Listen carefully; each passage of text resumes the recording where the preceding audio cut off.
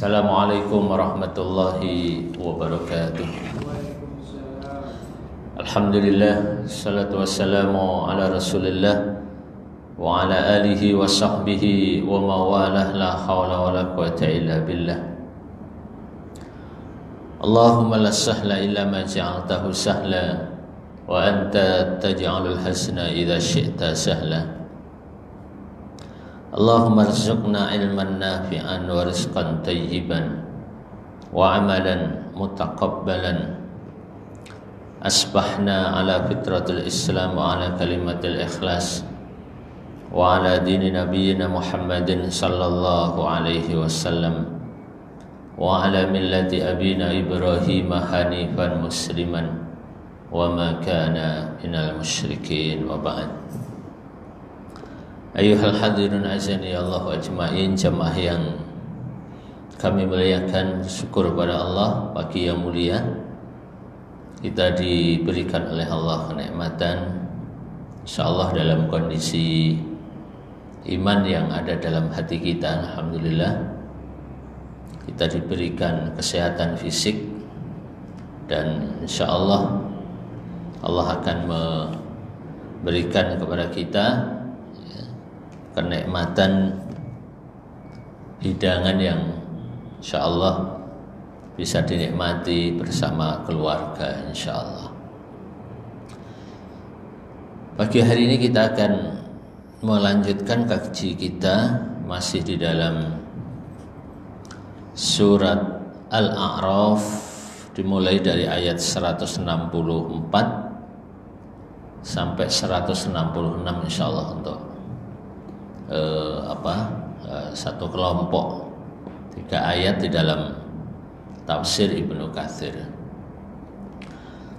A'udzu billahi minasy syaithanir rajim.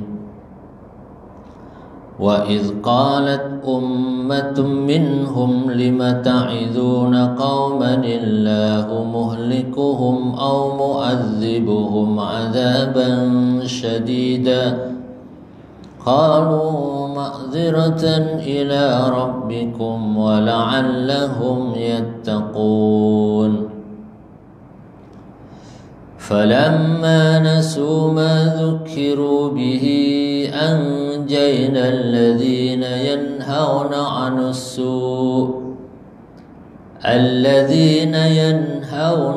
السوء وأخذنا الذين ظلموا بعذاب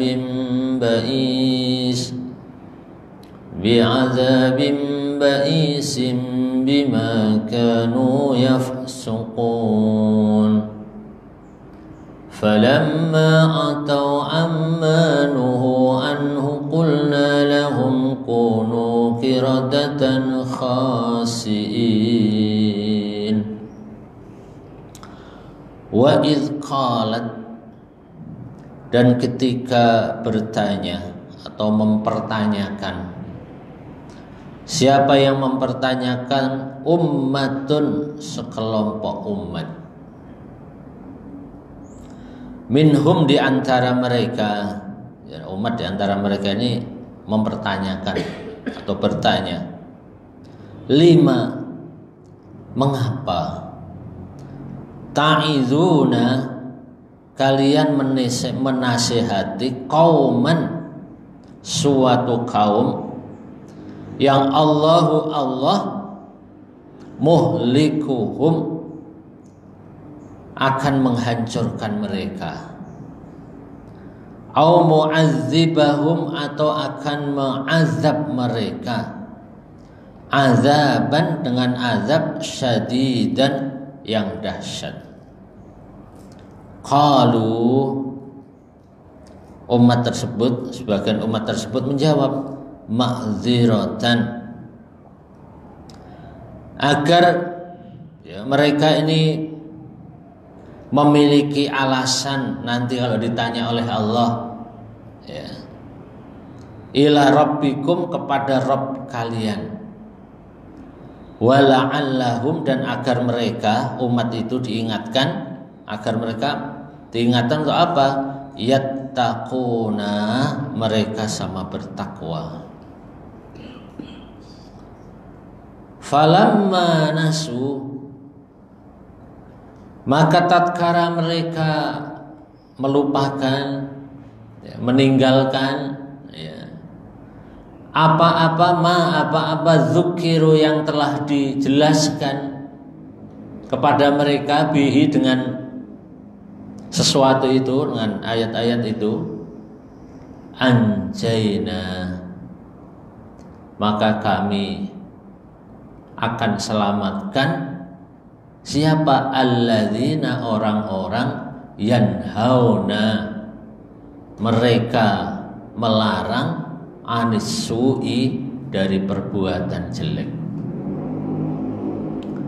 Dan sebaliknya, wa akhadna, dan akan kami siksa alladzina, orang-orang, zalamu, yang sama berbuat zalim, disiksa dengan bi'adzabin, dengan azab ba'isin, yang menyakitkan, disebabkan bima kanu, sebabkan karena mereka ini yafsukuna, sama berbuat fasik.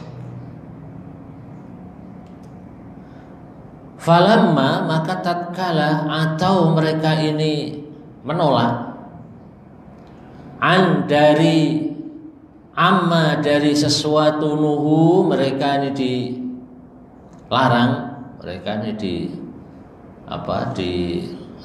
dilarang, malah nolak, anhu, dari tadi, dari peringatan tadi, qulna, maka kami jadikan, kami katakan, lahum, kepada mereka, kunu, jadilah kalian, kirodatan, monyet, khasiina, yang sama menyesali. Na'udzubillah min dzalik. Masya Allah. Ini 3 ayat yang penting bagi kita. Mari kita baca beberapa penjelasan dari Imam Ibnu Katsir. Yukhbirullahu ta'ala an ahli hadhil qaryah. Allah Subhanahu wa ta'ala menghabarkan, menjelaskan tentang kondisi ahli qaryah. Tadi penduduk yang hadiratal bahri, ayat sebelumnya surat Al-A'raf ayat 163, was'alhum anil qaryatil lati kanat hadiratal bahr. Ini kondisi warga, penduduk yang tinggal di samping samping sungai, bantaran sungai. Ya kan, zaman itu penduduk pasti atau terbiasa tinggal di pinggir-pinggir aliran sungai, aliran air, untuk memudahkan transportasi, memudahkan penghidupan dan berbagai macam hal. Mungkin belum ada seperti sekarang jalan yang bisa dibangun di mana-mana ya. Kalau itu alat transportasinya air, sudah air. Selain jalan kaki air. Annahum saru ila thalathi furukin. Ayat ini menjelaskan tentang satu keadaan yang mana ahlu qaryah tadi, penduduk tadi itu bisa dikelompokkan menjadi 3 kelompok besar. Berdasarkan mungkin berdasarkan ideologi, barangkali begitu ya. Sekarang sedang gitu nih, kelompok-kelompok ini. Yang pertama adalah firqatun irtakabat al-mahdzuru wahtalu ala istiyadis samak yaumas sabti kama taqaddama bayanuhu. Satu kelompok itu adalah kelompok penduduk yang mereka ini sebagaimana yang digambarkan di dalam ayat sebelumnya, yaitu kelompok yang mereka ini justru mencari ikan di hari yang itu sudah dilarang. Ya tentu ya dilarang karena di hari Sabtu itu ikannya lebih banyak. Ya, padahal hari Sabtu itu mereka masih beribadah kepada Allah. Jadi mereka ini justru mencari ikan di hari yang mana mereka diperintahkan untuk beribadah kepada Allah. Ibadahnya ditinggalkan, lalu kemudian sibuk mencari ikan tadi. Ya, Masya Allah ya, gambarannya ya memang orang yang tinggal di pinggir air, di pinggir sungai, ya ke penghidupannya adalah ikan. Masya Allah ya. Jadi ini yang tadi, pokoknya ini satu kelompok yang malah ya mencari rezeki di hari di mana mereka masih beribadah kepada Allah. Nah, ini nanti juga barangkali bisa kita kembangkan dalam kehidupan hari ini. Ya, maksudnya bukan dikembangkan, disosialisasikan ya. Bisa kita baca realitanya orang yang hidup justru di waktu di mana mereka mestinya beribadah kepada Allah. Ya, mungkin apa? Ramadan mestinya ya berpuasa malah jualan. Jualan es di siang hari yang membuat orang tertarik gitu. Ya, malah sengaja gitu. Wah, siang-siang orang lemes ini tertarik. Ya, Masya Allah. Apalagi nggak ada yang jualan kecuali dia. Wah, keuntungannya semakin gede. Iya, Masya Allah. Nah, ini penting juga buat kita ya. Ramadan kita malah maaf ya, bukan berarti nggak boleh ya, melakukan perjalanan jauh, umpama gitu ya, pulang kampung yang justru malah akhirnya tidak berpuasa. Ya. Padahal urusan pulang kampung, kalaulah tidak hari Ramadan, masih bisa di hari yang lainnya. Ya. Atau mungkin berangkatnya malam, sahur aja, pokoknya siang istirahat. Terutama yang bawa anak-anak ya, mungkin kalau yang orang tua mungkin udah biasa lah bawa anak-anak. Nah ini ya, saya juga pernah itu dulu bawa, kalau bis ya enaknya sore ya, jadi sudah pas lemes di bis maghrib sebentar lagi. Dari Jakarta berangkatnya jam 3 lah, enak itu jam 3 sore. Nah itu sampai kira-kira sampai mana nih? Ya Cikampek lewat sana sudah jelang maghrib, enak lemes. Tapi kalau berangkatnya dari pagi, wah repot. Sampai Jawa Timur subuh, jadi habis sahur subuh nyampe tidur sudah. Ya, enak yang begitu. Ya. Ya, tapi sekali waktu saya kemudian bernegosiasi dengan orang tua. Ya. Wah kalau begini saya kasihan cucu, saya bilang. Kalau begini nanti anak-anak jadi nggak puasa, nggak mungkin anak-anak nanti akan bayar pengganti puasanya setelah Ramadan, nggak mungkin anak-anak nggak bisa. Ya, akhirnya dimaklumi, silahkan aja pulang habis sholat Id, habis hari raya, dimaklumi. Ya, alhamdulillah. Tapi perlu negosiasi karena orang kadang-kadang tidak paham hari raya kok nggak pulang. Ya, padahal bagi kita orang tua ya justru saat itulah kita bisa, atau kita bandingkan 10 hari terakhir mestinya orang selain berpuasa adalah i'tikaf. Nah, ya kan gampang ya, ini sebentar lagi nih malah membuat kegiatan yang menghilangkan kesempatan beriktikaf kepada Allah. Walaupun kalau lihat 10 tahun terakhir ini, barangkali 10 atau 15 tahun terakhir ini perkembangannya banyak sekali, walaupun belum masif, banyak sekali karyawan-karyawan muda yang rajin ngaji, rajin menghidupkan kegiatan keislaman di tempat-tempat kerjanya. Mereka sengaja mengambil cuti di 10 hari terakhir. Dia bisa iktikaf atau bisa yang gajinya gede, iktikafnya di Masjidil Haram sana. Wah, masya Allah.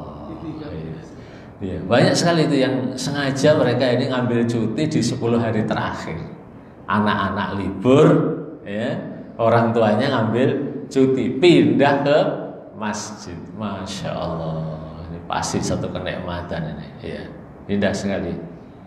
Ya, masya Allah. Saya sekurangnya, ya di Jakarta ya, mungkin dari tahun-tahun kuliah itu ya, 97, 98 itu udah, saya seingat saya sudah mulai banyak sekali ya orang-orang masjid-masjid yang dulu bagus-bagus ya, suka biasanya ada di Munawarah, di Tanah Abang, ada di masjid di Gudang Peluru, itu masjid apa itu namanya ya, bagus sekali ya, tahun itu sudah pakai AC, pakai ini, cakep sekali udah ya. Dan lantainya pakai kayu sehingga orang tidur itu enak ya. Wah, mantap nih, Gudang Peluru, bagus sekali masjidnya. Ada di, ya mungkin di Al-Azhar, di mana ya, banyak ya, beberapa tempat yang lain. Hari ini wah kayaknya sudah semakin bertambah, masya Allah. Nah ini fenomena ini fenomena pertama ini akan selalu ada ini. Ya, mungkin kalau dalam ilmu kita hari ini katanya ini, ya apa ya, pokoknya ya dilanggar lah, karena apa, di situ ada keuntungan ya, apa pragmatis atau apa barangkali gitu ya katanya. Tapi ini pada aspek ini ya, kalau pragmatis dalam kehidupan dunia ya barangkali ya maklum saja, ini hal-hal yang sampai meninggalkan syariat ini ya. Ini kelompok yang pertama ini ya. Kelompok yang kedua adalah wa firqatun nahat an dzalik wa'tazalathum. Ya. Yang kedua adalah firqah yang mau melarang. Ya, melarang agar perbuatan tercela itu tidak dilakukan, bahkan mereka ini melakukan uzlah. Mereka berpindah aktivitasnya dari kaum yang rusak tadi agar tidak ikut terkena dampaknya. Ya, dia berpindah. Masya Allah. Ini, apakah ada orang seperti ini? Banyak lagi nih. Masya Allah. Insya Allah banyak. Hari ini sudah orang luar biasa nih. Ya. Kalau kita lihat tampilan-tampilan di YouTube dalam macam, ya orang melakukan ya apa barangkali pendampingan ya, melakukan penjelasan ya, melakukan kontribusi agar orang ya, kuat ya, menjalankan perintah Allah. Alhamdulillah ini, masya Allah ya. Dan ini harus dilakukan memang ya. Saya tadi sempat mencatatkan satu hadis yang diriwayatkan oleh Imam Al-Bukhari, dan ini penting bagi kita. Jadi walaupun dalam kondisi yang sangat minim sekali, kondisi yang ruwet sekali, ya, kondisi yang sepertinya tidak mungkin, ya, itu dilakukan, seseorang masih giat terus melakukannya, walaupun dalam tempo yang apa, dalam bentuk yang kecil, ya tidak apa-apa, karena apa? Ini penting ini, ya, ini bagian dari tadi ma'dziratan di atas tadi ya, masya Allah nih ya. Qalu ma'dziratan ila rabbikum, agar apa? Kita punya alasan di hadapan Allah Subhanahu wa taala. Atau yang kedua, ya bisa mengurangi kerusakan yang lebih dahsyat lagi. Anin Nu'man bin Bashir, dari Nu'man bin Bashir radhiyallahu anhuma, semoga Allah meridhai keduanya. Apa katanya? Anin Nabi sallallahu alaihi wasallam qala, dari baginda Nabi Muhammad sallallahu alaihi wasallam, beliau bersabda, masal qaimi fi hududillahi, perumpamaan orang-orang yang tegak ya, untuk melaksanakan hukum-hukum Allah, atau mendakwahkan hukum-hukum Allah, tegak bismillah, walaupun kondisinya sulit, orang nggak peduli semuanya, tetap lanjut terus pokoknya, gaspol katanya. Bismillah, semampunya dilakukannya. Wal waqi'i fiha, dan orang yang merusaknya. Perumpamaan orang yang menegakkan dan orang yang mengambrukkan, menghancurkan, itu kamatsali qaumin, perumpamaannya seperti sekelompok kaum istahamu ala safinah, mereka yang sedang mengundi atau mencari keberuntungan di atas kapal. Jadi orang yang mau menegakkan hukum Allah dan menghancurkan itu seperti orang-orang yang mencari keberuntungan di atas kapal, cari selamat di atas kapal namanya gitu. Kan cari selamat di atas kendaraan lah, yang mudah kapal disebutkan dalam hadis ini. Mereka apa? Fasara ba'duhum a'laha wa ba'duhum asfalaha. Para penumpang di atas kapal itu ada yang di atas, ada yang di bawah. Kalau kapalnya gede, itu kan kapalnya gede, ada yang di atas, ada yang di bawah. Misalnya ferry penyeberangan ke mana, Bakauni, ada yang di atas, ada yang di bawah. Atau kapal-kapal lain lah yang pokoknya yang besar, ada di atas, ada di bawah. Wa kana fi asfaliha, dan adalah wa kana allazi fi asfaliha, dan adalah penumpang yang ada di bawah. Idastaqamu minal ma'i, manakala mereka ini menginginkan air, marru ala man fauqahum, mereka harus melewati orang yang di atas. Kalau pengen air, dia pengen air itu mesti naik ke atas. Zaman itu mungkin belum ada mesin air untuk memindahkan ke bawah, dia harus ke atas. Makanya pengen air, mau melihat air, mau perlu air, air laut barangkali gitu itu ke atas dulu. Dia melewati penumpang-penumpang yang lainnya. Faqalu, orang yang dari bawah ke atas mau ngambil air ini, mereka berkata, lau anna kharaqna, seandainya kami bolongin atau melubangi yang bawah,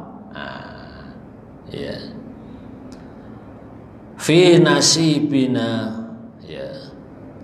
bolong di bawah aja, kharqan walam nu'zi man fawqana. Kalau saya bolongi di bawah, tentu kami tidak akan menyusahkan orang yang ada di atas. Nggak harus permisi, nggak harus melewati, nggak harus macam-macam lah mungkin lagi tidur atau apa, nggak enak deh, nggak enak.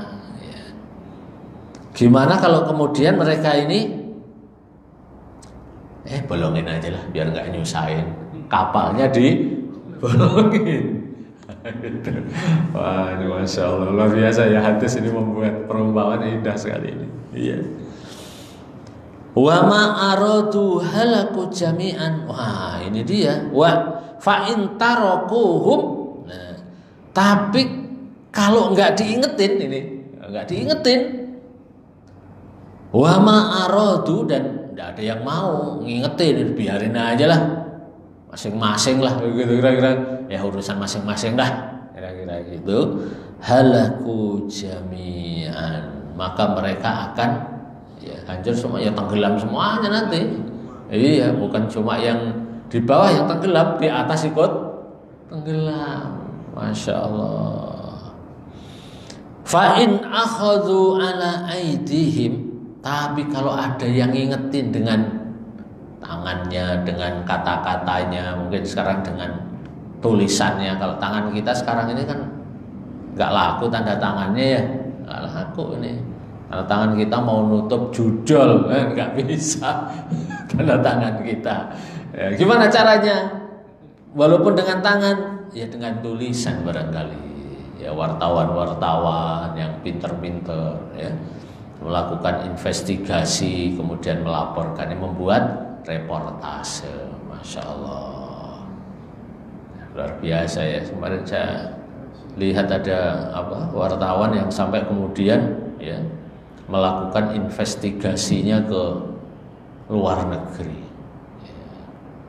Masya Allah, menurut investasi, iya katanya, Masya Allah, ternyata yang kerja di tempat operasinya isinya orang Indonesia. Taunya di mana? Di kafenya. Dan malam-malam masih buka ternyata itu. Masya Allah ya. Wah, ngeri juga ya. Nah, kalau wartawannya ya, kerja wartawan kemudian melakukan, karena wartawan nggak bisa tanda tangan tutup, nggak bisa ya. Kita masyarakat melakukan investigasi di lapangan. Masya Allah ya. Judul harus ada yang ingatkan. Karena apa? Dengan ingatkan, nah, gitu. Fa in akhadhu ala aidihim, ya, mereka mengambil bagian untuk mengingatkan itu. Kita mengambil bagian semampu kita. Najau wa najau jami'an, maka mereka akan menyelamatkan ya, dan kita juga akan selamat semuanya. Masya Allah. Nah, ini ada orang yang di dalam ayat ini, ayat yang kita sedang baca ini, orang yang berusaha mengingatkan, walaupun kata yang lainnya, ngapain diingetin? Mereka mah udah kagak bisa, udah. Ya, mereka ini orang-orang yang udah rusak, ada yang enggak usah, biarin aja dah. Kira-kira gitu. Ini ayat ini, tapi enggak. Kalau ma'dziratan, aku sedang pengen ya mendapatkan alasan nanti kalau ditanya oleh Allah Subhanahu wa Ta'ala, mengapa kok kamu tidak ikut mengambil bagian, ikut serta dalam memberikan peringatan kepada orang itu. Masya Allah. Alhamdulillah ya, sekarang banyak ya kelompok-kelompok kecil ya, kelompok-kelompok marginal ya, kelompok-kelompok yang sepertinya ya biasa-biasa saja berusaha melakukannya melalui berbagai macam cara. Yang bisa nulis, dia bikin tulisan. Yang bisa membuat siaran ya, dia bikin podcast atau apa. Masya Allah. Ini semoga bagian dari ini nih, dan ini penting ini. Yang ketiga, wa firqatun sakatat falam taf'al walam tanha walakinnaha qalat al-munkara. Satu kelompok lagi yang diem baik ya, nggak peduli ya. Bahkan sekali bersuara itu tidak menunjukkan keberpihakan kepada kebenaran gitu. Jadi ini ada juga ini. Dari mana? Katakannya ini, lima ta'iduna qaumanillahu muhlikuhum aw mu'adzibuhum adzaban syadidah. Ngapain sih orang kayak begitu kok diingetin? Kan udah tahu mereka ini orang yang sudah rusak gitu. Ya, yang kelompok yang ketiga ini kerjanya gitu aja nih, udahlah biarin aja lah, bodo amat lah pokoknya gitu. Masya Allah ya. Masya Allah, ini ayat ya, ayat ini menjelaskan tentang tiga kelompok yang saya yakin ya berlaku hari ini dan masih berlaku sampai yang akan datang. Masih ada tiga kelompok ini nih ya.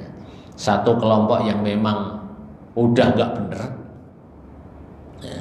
Yang kedua kelompok yang berusaha sekuat tenaga. Yang ketiga kelompok yang yang apa ya, nggak peduli lah pokoknya ini ya, nggak peduli, nggak mau ribut lah kira-kira gitu. Udahlah biarin aja lah netral, mungkin kelompok netral kali ini tuh ya. Kelompok netral itu ya, nggak mau ruwet lah pokoknya itu. Saya netral aja ya, udahlah nggak peduli itu. Ya, masya Allah. Nihilisme, mungkin dalam apa kajian tentang tentang filsafat nilai itu nihilisme. Mereka itu meninggalkan nilai-nilai. Ya. Jadi mungkin nilainya dirubah menjadi nilai humanisme, kemanusiaan aja deh. Ya, yang penting nggak ribut. Gitu. Kayak seumpama kadang-kadang ya pasal kan orang mabuk nggak dilarang sepanjang tidak merusak. Jadi negara tidak boleh melarang orang yang mabuk sepanjang tidak merusak, gitu saja. Tidak ada orang mabuk seharian di rumah aja mabuk, ya nggak boleh ditangkap. Kalau tidak ada delik merusaknya, itu. Alhamdulillah ya, masya Allah. Ada lagi itu yang pasal kemarin rame ya. Semoga ya diperjuangkan oleh kelompok-kelompok muslim ini ya. Ya. Soal perzinahan. Iya kan? Soal perzinahan itu tidak dikenai delik hukum sepanjang yang zina itu sama-sama setuju. Sama-sama senang. Kecuali salah satunya menggugat. Nah, itu baru. Jadi, karena apa? Merasa dirugikan. Itu, masya Allah. Ya. Nah, itu juga kayak hari ini orang mau ngomong aja, mau ngomong apa aja boleh. Ya. Jelek-jelekin orang juga boleh, sepanjang tidak ada yang merasa dirugikan. Nah, gitu kan ya. Baru kalau ada yang dirugikan dia lapor tentang apa? Tindakan tidak menyenangkan. Nah, ada pasalnya. Gitu. Masya Allah. Nah, Islam enggak. Ya, Islam coba membina masyarakat sebaik-baiknya. Walaupun ya bebas itu bebas yang harus dengan nilai. Bebas diikuti oleh nilai. Bukan bebas yang tanpa nilai. Karena apa? Bebas yang tanpa nilai pasti akan melanggar ya orang lain, ya, melanggar kemuliaan orang lain. Nah, ini. Lima ta'iduna qaumanillah muhlikuhum aw mu'adzibuhum azaban syadida. Ai lam tanhauna haula'i wa qad alimtum annahum qad halaku wastahaqqul uqubata minallah. Fala faidata fi nahyikum iyahum. Ya, ini orang-orang yang tidak peduli lah.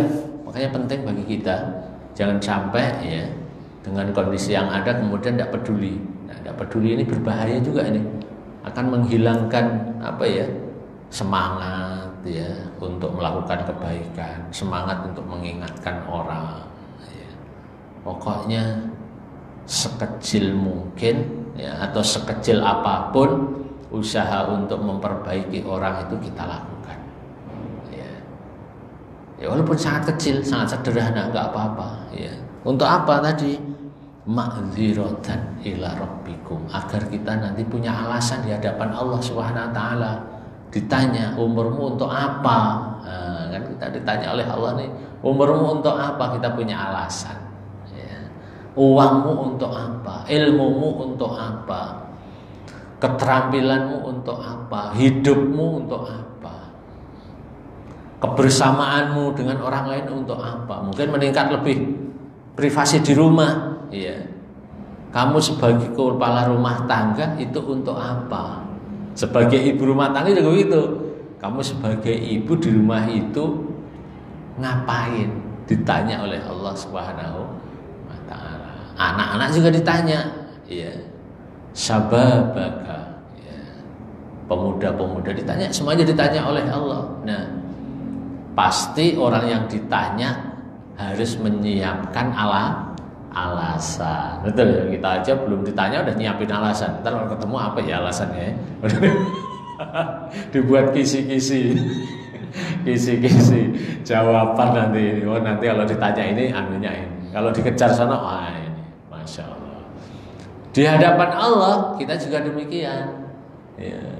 Nah, di dalam yang lebih khusus lagi tentang ya perbuatan baik dan perbuatan jahat, setiap kita harus menyiapkan diri untuk apa? Bisa menjawabnya. Ma'dziratan ila rabbikum. Ya, ma'dziratan. Ya, ma'dziratan itu permisi. Kalau ada orang Arab ngobrol ma'dziratan, maksudnya permisi. Dia punya alasan ya. Permisi, misi, ma'dziratan. Ya, maaf gitu, gitulah sama aja ya, maaf. Gitu. Masya Allah. Ya. Nah, ini sekelompok orang ini berusaha itu, ya, agar apa?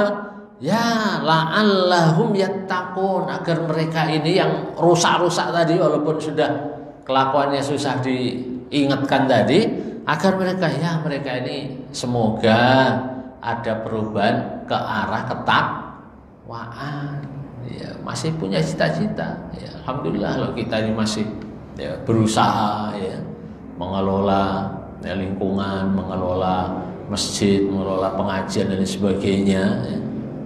Ini adalah bagian dari makfiratan kita di hadapan Allah SWT. Ya. Karena ya Allah akan tadi ya mempertanyakan berbagai macam hal terkait dengan kita. Masya Allah ya. Disebutkan di sini ya, anjaynal ladzina yanhauna 'anis su' wa akhadnal ladzina zalamu. Ya. Anjayna akan kami selamatkan alladzina yanhauna 'anis su', orang-orang yang melarang dari perbuatan yang tercela. Masya Allah ya. Kita melarang anak-anak kita, keluarga kita, lingkungan kita ya. Pelan-pelan kita arahkan mereka ya. Masya Allah ya. Dalam ya kegiatan kita pasti ya ada aktivitas yang bernilai yang hauna anisu, pasti ini ya. Kecil besar itu soal lain, tapi usaha untuk itu pasti kita lakukan ini. Ya. Bi'adzabin. Nah, wa akhadna alladzina zalamu bi'adzabin ba'isin, dan sebaliknya ya. Kami Allah Subhanahu wa taala akan ya memberikan azab yang menyedihkan, menyakitkan ya terhadap orang-orang yang zalim. Tadi diingetin nggak mau ya, diarahkan tidak mau, nah itu mendapatkan azabin syadidin. Iya. Disebutkan di dalam ya ini ya qaul hasan ya, ungkapan yang baik, li'annal jazaa min jinsil amal. Sesungguhnya balasan itu berbanding lurus dengan amal yang dia lakukan. Masya Allah ya. Jadi konsep daripada balasan itu akan berbanding dengan apa yang dia lakukan ya. Yang melakukan kebaikan, maka Allah akan balas dengan kebaikan yang sebanding ya. Bahkan bi ahsana minha. Kalau dalam ayat itu ya, man jaa bil hasanati falahu asyru amsalihha. Ya, barang siapa yang orang melakukan satu kebaikan, maka dia akan dilipat gandakan kebaikannya 10 kali lipat. Ya. Ayat yang lain tadi bi ahsana minha, bahkan Allah akan berikan balasan lebih baik, lebih banyak lagi, lebih hebat lagi dibandingkan apa yang dia lakukan. Masya Allah. Buahnya apa? Ya buahnya kebahagiaan kita. Masya Allah ya. Buahnya apa? Keberanian mengambil resiko dari amanah yang diberikan kepada kita. Kita kan mendapatkan amanah ya dalam hidup ini ya. Amanah sebagai orang tua, amanah sebagai kakak, amanah sebagai wakil keluarga, kita ambil. Ya. Yang laki-laki, ya, sebelum jadi orang tua pasti dia akan menjadi wali dari keluarga wanitanya. Itu amanah. Ya. Bi ahsana minha. Dia melakukannya pasti tidak minta dibayar oleh siapa? Oleh keluarganya juga. Tidak mendapatkan tidak menuntut balasan. Dia lakukan saja. Ya. Masya Allah. Soal kemudian keluarganya memberikan penghormatan, ya kan, memberikan sesuatu hadiah yang menyenangkan, itu soal lain. Ya, tapi kewajibannya demikian di masyarakat. Ya. Orang-orang siap menjadi kepala lingkungan, ya, Masya Allah. Ya. Yang resikonya ya, lebih berat dibandingkan pemimpin di atasnya, gitu. Karena orang yang di atasannya kan tidak mungkin ke rakyatnya, pasti yang dipanggil Pak RT. Nah, Pak RT dituntut oleh warganya. Ya. Mau bepergian nggak bebas Pak RT. Ya. Masya Allah, dia harus tahu diri. Ya. Kalau bepergian pamitan dulu sama warganya. Kalau hari raya, nah, siapa yang mau pulang nih laporan. Nanti biar gimana enaknya nih. Wah, pulang semua ternyata. Pak RT juga pengen pulang. Oke, kita cari ini ya kepala keamanan di lingkungan biar bisa, Masya Allah, mikirin. Karena memang ya itu menjadi fitrah manusia. Yang pertama, manusia itu akan menjadi bagian masyarakat dalam kehidupannya. Dalam ilmu sosiologi kan begitu ya. Ya, social being katanya gitu. Manusia itu diciptakan menjadi bagian dari masyarakat, berhidup bermasyarakat. Ya, dia memerlukan orang lain. Ya. Yang kedua, seseorang itu memerlukan adanya tanggung jawab. Karena apa? Dengan tanggung jawab itulah seseorang akan survive. Kita bisa bayangkan ya, seseorang nggak punya tanggung jawab pasti hidupnya males. Oh, nggak ada tanggung jawab, ngapain? Iya kan ya, yang minta diurus oleh saya nggak ada, ini nggak ada, hidupnya akan males, dia nggak ada kontrol diri, sakar PDW ya akhirnya. Iya, Masya Allah. Ya. Tapi kalau ada tanggung jawab, Masya Allah, seorang laki-laki akan berusaha, seorang kepala rumah tangga akan berusaha sekuat tenaga. Karena apa? Dia menyadari ada tanggung jawab di hadapannya. Ya. Ada keluarganya, ada ya siapa sajalah pokoknya. Ya. Pasti lebih luas lagi keluarga yang dia harus urus, dia harus sapa, dia harus mungkin pikirkan. Walaupun mikirnya nggak sampai selesai juga gitu, tapi pasti mikir itu, pasti mikir.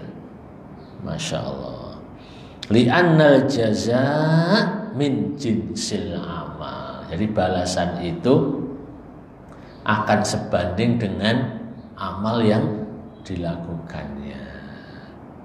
Wa may ya'mal mithqala dzarratin khairan yarah. Barang siapa yang beramal walaupun hanya sebiji sawi, maka Allah akan menghargainya, melihatnya, menghitungnya, membalasnya. Tapi sebaliknya kalau enggak ya kecil, ya balasnya kecil, gede, balasnya gede, Masya Allah. Nah, tapi sebaliknya orang-orang yang nggak peduli tadi, yang nggak peduli, ada 3 kelompok ya, yang satu yang menolak, yang satu nggak peduli, maka mereka fahum la yastahiquna madhan fayamdahu, ya. Maka bagi mereka tidak memiliki hak untuk mendapatkan pujian. Ya. Tidak berhak. Karena apa? Nggak mau ngambil resiko. Orang-orang yang mengambil resiko itu pasti akan ya, mendapatkan balasan berupa apa? Mungkin simpati, kekuatan, dukungan dan lain sebagainya. Ya, Masya Allah. Ya. Jadi apalagi kalau dalam konteks ini adalah untuk memperbaiki umat, ya, Masya Allah. Kelompok yang ingin memperbaiki umat, mengingatkan umat agar mereka ini ya, kembali kepada janji-janji yang mereka lakukan ya, dulu ketika diselamatkan oleh Allah Subhanahu wa taala melalui usaha, melalui dakwah Nabiullah Musa alaihi salam. Diingatkan ini. Tapi ya itu adalah umat selalu ada aja ya yang unik gitu ya, diingetin ya malah deleler gitu kan ya. Ada saja memang ya. Ya itulah ya, Masya Allah ya. Sama yang dirahmati oleh Allah Subhanahu wa taala ya. Ini barangkali beberapa ayat ya. 3 ayat ya. Yang pertama sekedar mengingatkan ya, mengulang catatannya. Yang pertama adalah kita mendapati dalam kehidupan ini ya, dalam beramal soleh, dalam amal kebaikan ya, dalam amal dakwah yang kita lakukan ini ya, itu ya akan terbagi orang-orang itu menjadi 3 konsentrasi ya, kelompok besar. Yang pertama adalah orang-orang yang memang malah sengaja melakukan sesuatu yang dilarang oleh Allah. Memang sengaja gitu. Karena apa? Di situ ada keuntungan. Ada judol, ya, ada pinjol, ada ya, minjem itu sebenarnya boleh asal ya asal membayar dan menggunakan dengan sebaik-baiknya. Ya, kalau enggak ya enggak usah lah. Ya. Judol ya jelas nggak baik, kalau judi ya udah jelas itu ya. Ya. Tapi karena di situ ada keuntungan, nah ini orang berbondong-bondong ke situ. Ya, minuman keras, apa banyak orang pusing di mana-mana. Akhirnya mabuk aja, mabuk aja. Iya. Jadi orang kemudian menyediakan obat pusing. Jadi obat pusing bukan minuman obat beneran obat itu, tapi malah merusak ya, jiwa, merusak mental, ya, merusak fisik bahkan. Masya Allah, ya. Mabuk banyak, ya. Apalagi narkoba, Masya Allah, tempat maksiat, Masya Allah, malah sengaja. Mengapa? Karena di situ ada keuntungan. Orang pengen berkuasa bukan untuk mendistribusikan keadilan, tapi dinawa itu kan untuk apa? Mendapatkan keuntungan finansial. Ya sudah, termasuk itu kan kewajiban. Ya, tujuan orang menjadi pemimpin itu kan untuk apa? Mendistribusikan keadilan seluas-luasnya. Tapi kenyataannya malah sebaliknya. Ada orang memburu jadi pemimpin, kepemimpinan, tapi malah melupakan kewajibannya. Masya Allah. Yang diingat haknya saja, lupa kewajibannya. Ini kelompok-kelompok pertama ini. Ya. Kelompok yang kedua adalah kelompok yang berusaha mengingatkan sekuat tenaga. Pokoknya sekuat tenaga. Ya, walaupun kecil, walaupun sederhana, walaupun sepertinya tidak mungkin lah, kira-kira begitu, ya. Tapi dia tetap istiqomah mengambil bagian ini. Sebagaimana tadi dalam kisah tadi, ya, para penumpang kapal, ya, para penumpang kapal yang inginnya mudah, tapi kalau tidak ada orang yang mengingatkan, ya, harapannya begitu kan? Orang mengingatkan itu harapannya apa? Biar selamat kabeh, biar selamat semuanya. Ya, tujuannya itu. Masya Allah. Makanya di rumah ya kita waktu masih kecil atau sekarang jadi orang tua berusaha ya ngingetin anak-anak kita untuk ya berjalan di jalan yang baik agar apa? Ya jadi baik. Ya. Walaupun kata anak kita, karena anak kita udah dewasa, udah gede, bapak ikut-ikut aja sih ya. Kan saya sudah gede katanya gitu kan ya. Tapi kita karena menyadari ini adalah keluarga saya, anak-anak saya akan berusaha sekuat tenaga. Masya Allah. Karena apa? Begitu orang tua tidak peduli, nah masuk kelompok yang ketiga tadi. Ya. Kelompok yang bodoh amat lah, itu bukan urusan saya lah, biarin aja lah.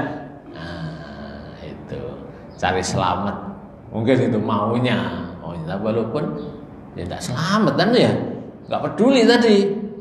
Ada yang karena ngambil air di bawah, ya daripada ngerecokin yang di atas, katanya ya daripada ngerecokin biarin aja lah, ngambil di bawah. Dia tidak tahu.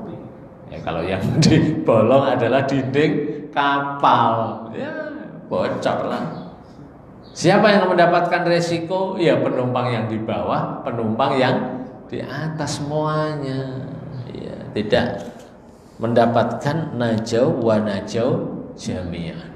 Tiga kelompok itulah yang coba dijelaskan di dalam 3 ayat ini, dan semoga kita menjadi kelompok yang kedua ya. Nah, yang kedua ini berusaha sekuat tenaga, pelan-pelan, masya Allah ya. Maka insya Allah itu akan ya ketemu nanti pada waktunya. Ya, kapan? Tidak tahu juga kita. Ya, jangankan cuman kita ya, masya Allah. Ya. Nabi Isa umatnya cuma 12. Masya Allah. Siapa lagi? Umat Nabiullah Nuh juga cuma sedikit. Nabi Musa selalu dikerjain sama umatnya. Luar biasa ini. Jadi memang ya itulah kelakuannya umat manusia ini macam-macam. Masya Allah.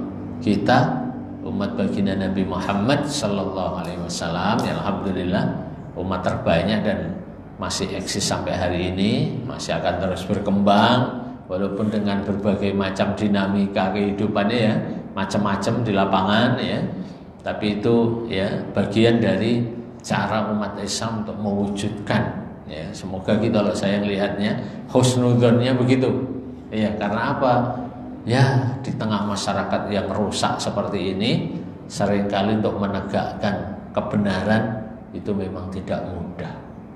Ya, sudah tidak mudah, tidak bisa cepat, pelan. Kadang-kadang mesti nyisir.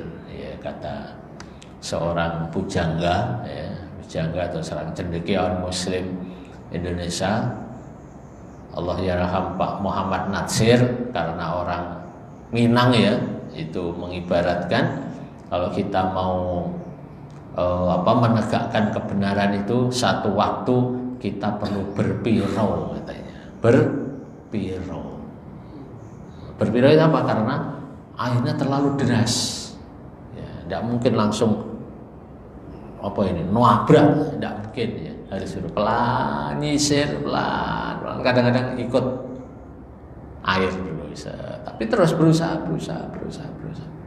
Nah, insya Allah sampai ke pinggiran ya, pinggiran berpiro terus. Nah, di dalam gerakan-gerakan kita berdakwah itu sebisa mungkin, kalau tidak bisa tadi melawan arus sekuat tenaga, kita berpiro pelan. Insya Allah. Nah, hal itu untuk apa? Mendapatkan ma'dziratan ila rabbikum ya. Ada alasan ya, nanti kita ajukan ya, respon kita terhadap pertanyaan Allah Subhanahu wa ta'ala. Wallahu a'lam bishawab.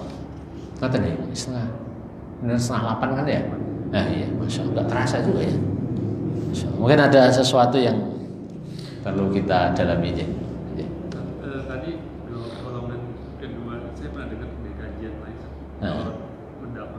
Mendapatkan ke suatu negeri itu kan mungkin faktor macam lain saja. Nah ini ada golongan kedua, golongan ketiga. Iya. Golongan ketiga ini apakah dia kena hukuman apa tidak? Kan sudah dilakukan oleh golongan kedua tadi. Iya. Mendapatkan. Jadi memang kalau misalnya sudah ada yang mendapatkan, sudah kita diam aja gitu. Kalau sudah ada yang melakukan. Nah, ini apakah hukum terberlaku nggak ketika golongan ketiga? Iya, baik. Iya. Jadi pada dasarnya setiap kita ini punya kewajiban secara pribadi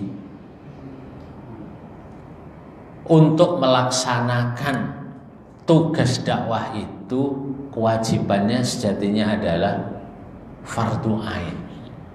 Jadi hukum asal dari berdakwah itu adalah fardu ain.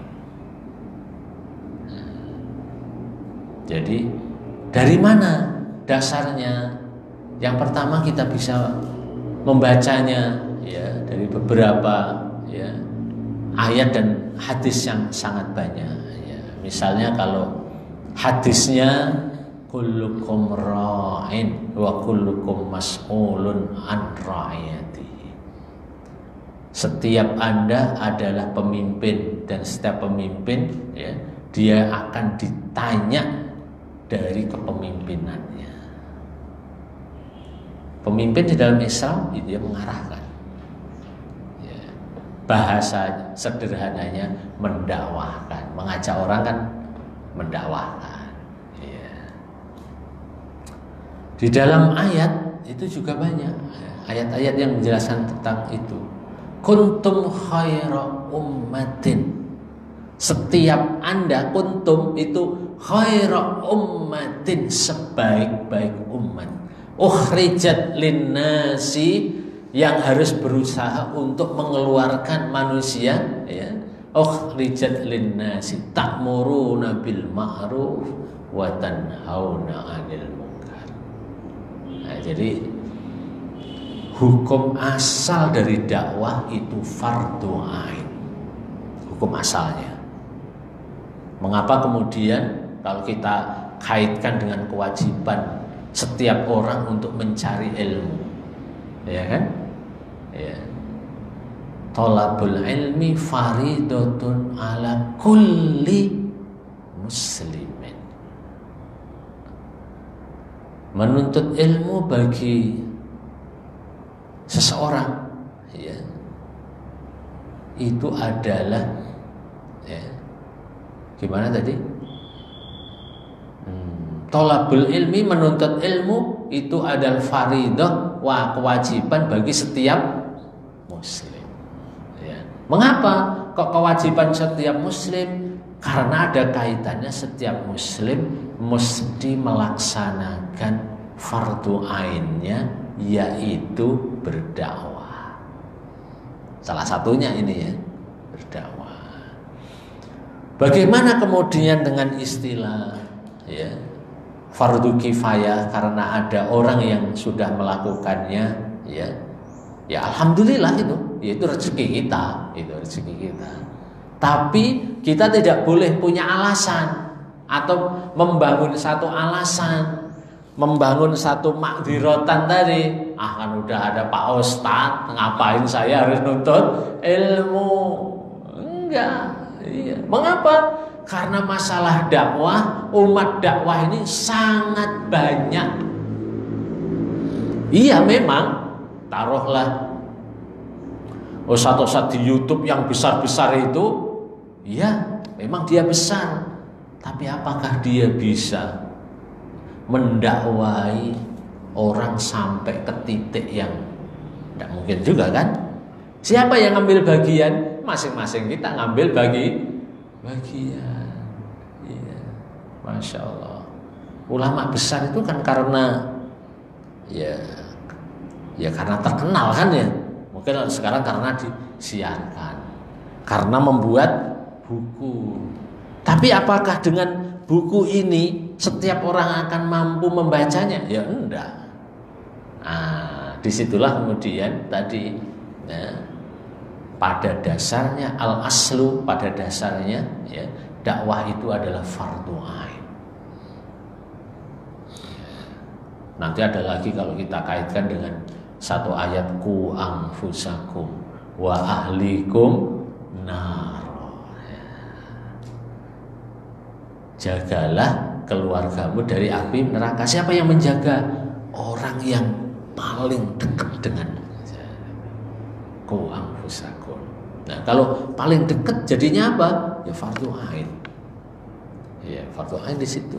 Memang ya, saya tidak fardu ain mendakwai keluarga orang lain. Ya. Memang keluarga dalam konteks keluarga ya. Tapi kalau nggak ada yang mendakwai dia, kita tahu, maka kita menjadi fardu ain. Soal caranya itu teknis. Karena itu keluarga orang lain kan tidak mungkin saya dakwai masuk ke rumah seperti kepala rumah tangganya masuk ke rumah. Itu teknis. Karena apa? Ada aturannya. Seseorang boleh nggak masuk ke rumah orang kan? Teknis. Gimana teknisnya? Oke, kita buat tulisan yang bisa diakses oleh keluarga-keluarga Muslim. Kita buat siaran seperti ini ya, siaran medsos yang itu bisa diakses oleh orang lain. Memang secara fisik kita nggak masuk ke keluarga itu, tapi ngaji kita bisa diakses. Jadi, dan yang ketiga, dengan kita menyadari bahwa dakwah itu adalah fardu ain, maka disinilah nanti kita akan bisa mengisi konsep di dalam Al-Quran yang itu disebutkan wa ta'awanu 'alal birri wat taqwa. Ya, ta'awun itu pasti dimulai tidak dengan fardu kifayah, dimulai dari fardu ain. Karena apa? Semua orang merasa dirinya harus ikut terlibat dalam pekerjaan dakwah itu. Selanjutnya fardu kifayah itu baru muncul. Ya, fardu kifayah itu baru muncul ketika ya, dalam melaksanakan fardu ain tadi, seseorang sudah mengambil fardu ain tadi mendapatkan halangan. Apa halangannya? Macam-macam. Boleh jadi halangannya karena faktor kesehatan. Saya pengennya fardu ain berdakwah sampai ke Papua, tapi ada halangan. Apa? Badan saya nggak kuat kalau ke sana mah, lengkap, jauh perjalanannya. Ada halangan. Kalau begitu siapa yang punya fardu ain ke sana? Orang-orang yang kuat kalau gitu, fisiknya kuat. Yang kedua mungkin hartanya kuat. Untuk sampai ke Papua kan perlu modal itu. Ya, modalnya enggak 100-200 ya. Naik pesawat pulang pergi bisa kayak berangkat umroh kan ke Papua, masya Allah. Ya betul ya, yang pernah ya aktivitas ke Papua ya apa ongkos pesawatnya, makan di sana mahal, mungkin terhalang oleh harta. Ya. Berikutnya sehat, punya harta, nggak punya koneksi. Di sana nggak ada orang yang akan ditemuin sebagai apa? Ya, apa berarti personal lokal sanalah yang nanti akan memfasilitasi kita. Nggak ada ya, nggak mungkin. Nah, maka ini perlu perpanjangan proses yang luar biasa. Ya. Masya Allah ya. Jadi kita sawama ya bikin kampus di Jakarta, nggak mungkin ke sana, oke lah. Kayaknya berusaha mencari mahasiswa yang dari sana aja deh, didik ke sini. Nanti kalau udah jadi kita pulangkan. Ya, karena apa? Kalau kita ke sana itu biayanya bisa membiayai mahasiswa sana sampai selesai. Toh mereka nanti akan pulang. Kalaulah dikirim udah, yang dikirim nggak usah dosen-dosennya mahal. Kalau dosennya udah naik pesawat, suruh naik kapal, ya pengek gitu kan ya. Seminggu di kapal pengek, ya kan? Oke lah kalau gitu. Bagaimana biar kita tetap ada yang datang ke Papua? Oke, yang kita utus adalah mahasiswa yang sedang KKN aja deh. Namanya mahasiswa KKN masih muda, semangat. Naikin aja lah kapal laut seminggu, mereka malah tambah seneng. pengalaman baru. Nah, ini. Jadi pada dasarnya itu adalah fardu ain. Ya, fardu ain. Fardu ainnya untuk siapa? Pertama untuk kita sendiri. Yang kedua untuk keluarga kita. Baru ke yang lebih luas, yaitu fardu kifayah. Ya, ketika ya fardu kifayah kalau sudah ada yang melakukan. Tapi kalau nggak ada, ya kena semua kita. Itu. Yang berikutnya fardu kifayah itu tadi macam-macam alasan tadi itu karena barangkali apa ya? Tingkat kekhususan tentang skill dari seorang pendakwah itu sendiri. Apa sama mau? Yang dihadapi adalah apa sama orang-orang sekuler yang pikirannya pintar-pintar nih, rasionya oke, ini oke. Tentu tidak mungkin yang dikirim hanya sekedar orang yang semangat berdakwah, nggak manfaat nanti. Karena apa? Di sana dia harus adu argumentasi. Muncullah kemudian tokoh-tokoh yang kuat itu siapa? Zakir Naik. Masya Allah. Dia tidak sekedar bisa membaca Quran, hafal Quran dan kitab-kitab yang lain. Bagi beliau, itu fardu ain. Karena apa? Punya kemampuan. Makanya ya, orang-orang yang pandai sejatinya dia akan semakin memiliki tuntutan fardu ain dengan kemampuan dia. Kalaulah nggak bisa melakukan, apa sama waduh saya kaya tapi nggak bisa melakukan ke sana. Oke, saya akan share dari apa barangkali harta saya yang saya miliki. Oke, saya akan share kendaraan. Ya, saya memang nggak bisa kalau ke lapangan dakwah ke sana mah nggak bisa saya. Tapi di rumah itu ada mobil tuh. Nah, ada 5, satu kamu pakailah biaya operasional lah sana deh. Nah, nanti tagihannya kirim ya. Saya ganti sama Masya Allah ya. Untuk apa? Memenuhkan fardu ain ya. Jadi nanti kan makanya di Quran disebutkan ya bi amwalikum wa anfusikum, itu dengan harta maksudnya materi, wa anfusikum. Masya Allah, ini fardu ain ini ya. Jadi apalagi sekarang ya kan ada dakwah yang khusus ya menghadapi pendeta-pendeta yang mau tobat. Nah, kan tidak mungkin yang diajukan guru Iqra, nggak mungkin, nggak mungkin ya. Masya Allah, harus khusus ini. Ya, orang-orang yang pikirannya oke, pinter-pinter, nah ngambil peran di sini nih, fardu ain ini. Masya Allah, di kampus-kampus ya. Menjawab orang-orang pinter-pinter, anak-anak itu pertanyaannya kadang-kadang sulit dijawab itu. Masya Allah, muncullah ya tenaga-tenaga baru yang menekuni. Mungkin juga mendakwai di satu tempat yang nggak perlu pakai pikiran ya, tapi perlu ketekunan. Karena apa? Ini mendakwai di lereng-lereng gunung. Ini perlu dai yang tekun, nyapa mereka. Bahkan mungkin dainya itu mesti bersatu membersama mereka di kebun, di sawah dan sebagainya. Nah itu tentu nggak mungkin dikirim orang yang pintar mikir, tidak betah di sana, stres dia. Ya kan ya, stres ya. Nah, ini.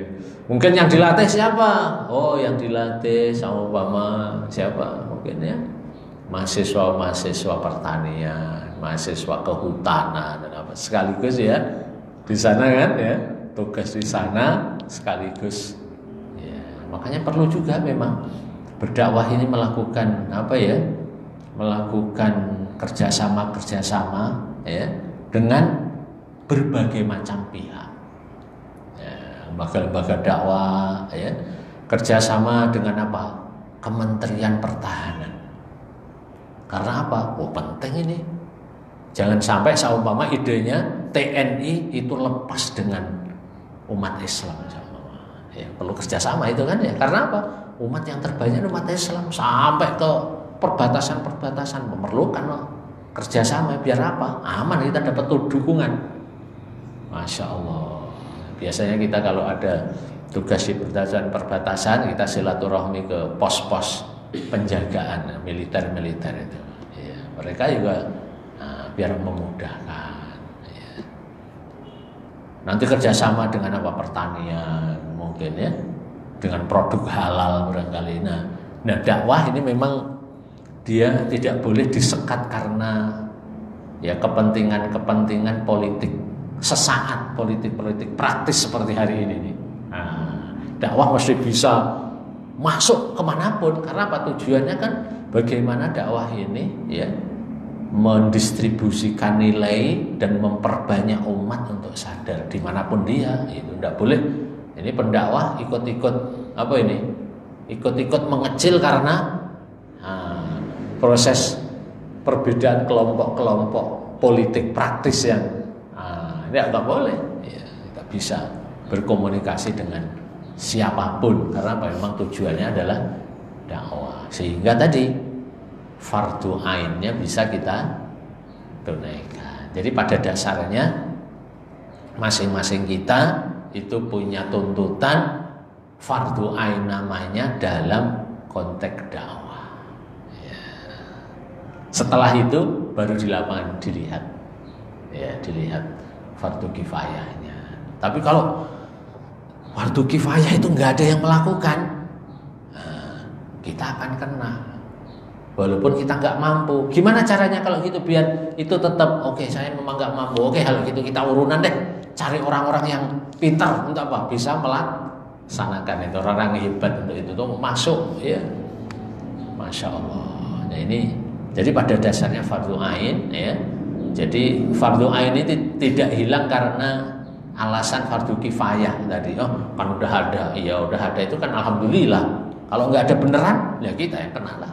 Tapi pada dasarnya memang kita fardu ain, insyaallah. Wallahu a'lam bishawab. Jadi gitu pokoknya. Ya. Jadi alasannya masih begitu nih. Jangan sampai sama mama ini kan udah ada ustadz kabir lah, saya mah santai aja lah. Ya nggak boleh. Nggak boleh. Iya, kita harus mewakili, nggak boleh. Iya, jadi kita harus berusaha istilahnya apa ya, memantaskan diri. Kalau suka saya lihat itu ya, memantaskan diri untuk apa ya, terjun dalam ya gelombang dakwah ini semampu kita, insyaallah. Karena insyaallah kalau kita bertekun di fardu ain, insyaallah nanti fardu kifayah ada aja sih sebenarnya, ada aja. Mungkin bukan kita, ya orang lain. Tapi setelah kita sendiri memperkuat diri, mengambil peran fardu ainnya. Ya. Masya Allah. Fardu kifayah itu mungkin ya bonus lah, kira-kira begitu. Bonus untuk memudahkan, karena ada satu ayat itu juga luar biasa ya. Wa ma kana Allahu liyu'adzibahum wa anta fihim wa ma kana Allahu mu'adzibahum wa hum yastaghfirun. Surat An-Nahl ayatnya saya lupa ya. Dan tidaklah Allah mengazab suatu kaum kalau kamu maksudnya Rasulullah ada di situ, mendakwai itu. Nah ini fardu ain ini. Dan Allah tidak akan mengazab mereka sepanjang mereka ini mengajak untuk memohon ampun kepada Allah. Jadi dasarnya itu memang fardu ain. Baru meluas ke fardu kifayah. Karena apa tadi? Problem yang macam-macam, insyaallah. Tapi ketika nggak ada yang ngambil fardu kifayah, ya semuanya kena dosa. Masya Allah, ya, insyaallah. Jadi memang dibahas di dalam banyak banyak pembahasan tentang dakwah. Ada fardu kifayah, ada fardu ain. Tapi pada dasarnya adalah fardu ain dulu, insyaallah. Karena dengan fardu ain itulah insyaallah ya fardu kifayah itu akan bisa ditunaikan. Tapi kalau semua orang ya menunggu fardu kifayah, ya masing-masing tidak berusaha memantaskan dirinya, ya mana mungkin siapa yang mau melaksanakan fardu kifayah. Ya, insyaallah. Wallahu a'lam bishawab. Ada lagi? Insyaallah cukup, insyaallah Demikian Bapak dan Ibu jamaah yang dirahmati oleh Allah Subhanahu wa taala. Sekali lagi ada 3 kesimpulan dari 3 ayat ini. Yang pertama, hendaklah seseorang itu untuk berusaha sekuat tenaga memperbaiki dirinya dengan berbagai macam aktivitas di antaranya dakwah dan sebagainya, karena dengan begitulah kita nanti akan punya alasan di hadapan Allah ketika kita ditanya. Yang kedua, ada juga kelompok di dalam ayat ini dijelaskan yang mereka ini tetap melakukan perbuatan-perbuatan yang tercela, melanggar syariat walaupun sudah diingatkan. Yang ketiga adalah kelompok-kelompok yang mereka ini tidak punya kepedulian, tidak punya kepedulian sama sekali, pokoknya netral aja dah. Nah, itu yang tidak boleh. Insyaallah seseorang harus berusaha, bahkan Islam berusaha untuk seseorang itu punya ijtihad, punya independensi. Jadi beda dengan netral dan independensi itu. Kalau independensi itu punya dasar, punya alasan. Kalau dalam Islam punya ijtihad tadi. Wallahu a'lam bishawab. Semoga bermanfaat dan Allah berikan kepada kita manfaat kebaikan dari apa yang kita pelajari ini. Kita tutup dengan hamdalah dan kafaratul majlis. Alhamdulillahirabbil subhanaka Allahumma wa bihamdika asyhadu an la ilaha illa anta astaghfiruka wa atubu ilaik. Assalamualaikum warahmatullahi wabarakatuh.